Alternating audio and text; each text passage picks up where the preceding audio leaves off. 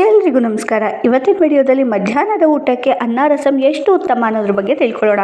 ನಮ್ಮ ದಕ್ಷಿಣ ಭಾರತೀಯ ಆಹಾರ ಪದ್ಧತಿಯಲ್ಲಿ ಅನ್ನ ಮತ್ತು ರಸಂಗೆ ವಿಶೇಷ ಸ್ಥಾನವಿದೆ. ವಿಶೇಷವಾಗಿ ಮಧ್ಯಾಹ್ನದ ಊಟದಲ್ಲಿ ಬಿಸಿ ಬಿಸಿ ಅನ್ನದೊಂದಿಗೆ ರಸಂ ಸೇವಿಸುವುದು ರುಚಿಕರವಾಗಿರೋದಷ್ಟೇ ಅಲ್ಲ, ಆರೋಗ್ಯಕ್ಕೂ ಅನೇಕ ರೀತಿಯಲ್ಲಿ ಸಹಕಾರಿ ಎಂದು ಪರಿಗಣಿಸಲಾಗಿದೆ.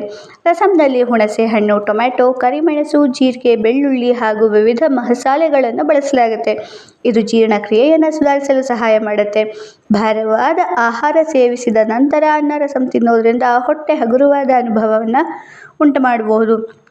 ಕರಿಮೆಣಸು ಮತ್ತು ಜೀರಿಗೆ ದೇಹದ ಜೀರ್ಣಶಕ್ತಿಯನ್ನು ಉತ್ತೇಜಿಸೋದಕ್ಕೆ ನೆರವಾಗುತ್ತೆ. ಬೆಳ್ಳುಳ್ಳಿ ಮತ್ತು ಟೊಮೆಟೊಗಳಲ್ಲಿ ಇರುವ ಪೋಷಕಾಂಶಗಳು ದೇಹದ ರೋಗ ನಿರೋಧಕ ಶಕ್ತಿಯನ್ನು ಬೆಂಬಲಿಸ್ತವೆ. ಆದ್ದರಿಂದ ಮಧ್ಯಾಹ್ನದ ಊಟದಲ್ಲಿ ಅನ್ನ ರಸಂ ಸೇವಿಸುವುದು ದೇಹಕ್ಕೆ ಚೈತನ್ಯವನ್ನು ನೀಡಬಹುದು.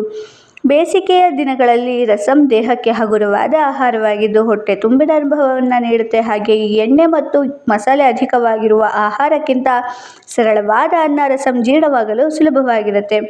ಆದರೆ ಕೇವಲ ಅನ್ನ ರಸಂ ಮಾತ್ರವಲ್ಲದೆ ತರಕಾರಿ, ಬೇಳೆ, ಸೊಪ್ಪು ಮತ್ತು ಇತರ ಪೌಷ್ಟಿಕ ಆಹಾರಗಳನ್ನು ಕೂಡ ಸೇರಿಸಿಕೊಂಡ್ರೆ ದೇಹಕ್ಕೆ ಅಗತ್ಯವಾದ ಎಲ್ಲ ಪೋಷಕಾಂಶಗಳು ದೊರೆಯುತ್ತೆ. ಹೀಗಾಗಿ ಮಧ್ಯಾಹ್ನದ ಊಟಕ್ಕೆ ಅನ್ನ ರಸಂ ಸೇವಿಸೋದು ರುಚಿ, ಜೀರ್ಣಕ್ರಿಯೆ ಮತ್ತು ಹಗುರವಾದ ಆಹಾರದ ದೃಷ್ಟಿಯಿಂದ ಉತ್ತಮ ಆಯ್ಕೆಯಾಗಿದೆ.